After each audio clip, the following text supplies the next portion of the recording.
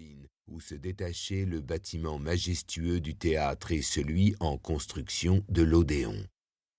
Il me restait à m'acquitter d'une tâche avant de les rejoindre et, au lieu d'emprunter le pont qui prolongeait la voie du Léman, je restai sur la rive gauche et marchai près d'une lieue jusqu'aux entrepôts de Canabae, seul endroit où trouver l'huile de Bétique réclamée par Talusius l'archiviste. Il avait été prévenu de l'arrivée, la veille, d'un navire Oneraria qui contenait de l'huile Pseudatiaviti, son producteur préféré, et m'avait ordonné de lui en rapporter. Talusius était aussi le seul grec que je connaissais qui haïssait le théâtre plus que toute autre activité, surtout depuis qu'il avait été affranchi par le légat Caius Julius Vindex. Son désir forcené de s'intégrer à la colonie le conduisait à renier tout ce qui faisait sa fierté d'esclave hellène.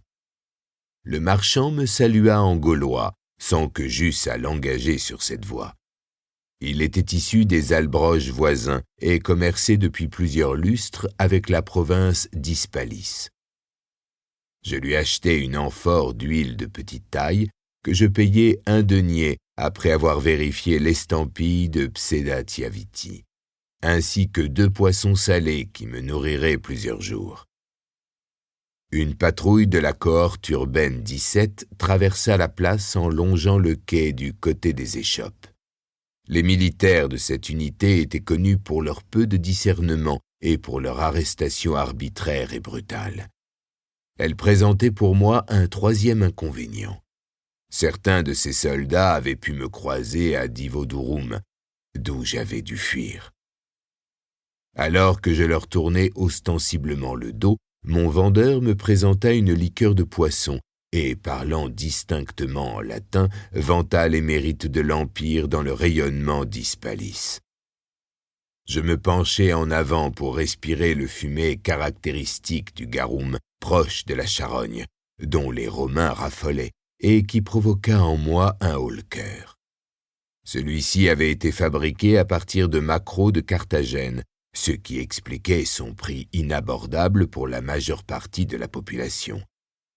Malgré mon irrépressible envie de vomir, je restai à humer la noble pourriture jusqu'à ce que le cliquetis cadencé des armes s'éloigne. Les hommes semblaient pressés de regagner la caserne de la garnison. Je quittai le marchand après un dernier échange de regards. Le passage de la patrouille l'avait rendu aussi mal à l'aise que moi. Je compris qu'il avait pris quelque liberté dans sa déclaration des marchandises débarquées.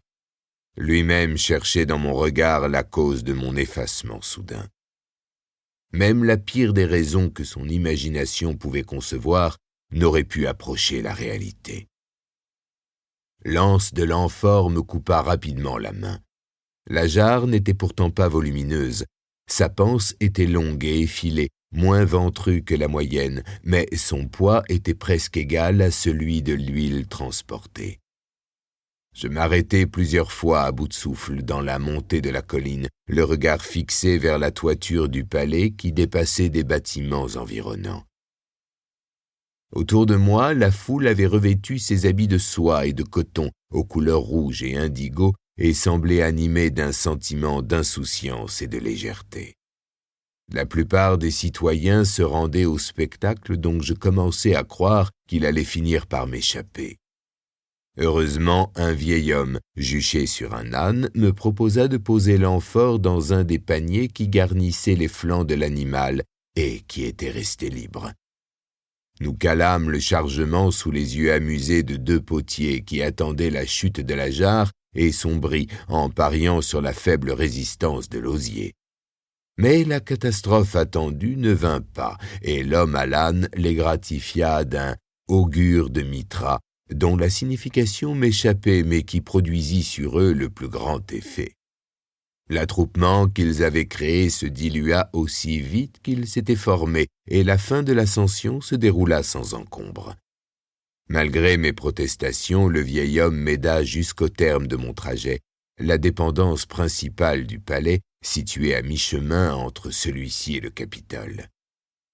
Le bâtiment, composé de 5 maisons à atrium collées les unes aux autres et reliées entre elles par Pour continuer à écouter ce livre audio gratuitement, cliquez sur le lien dans la description et vous pourrez l'écouter en entier sans frais grâce à l'essai de 30 jours d'Audible.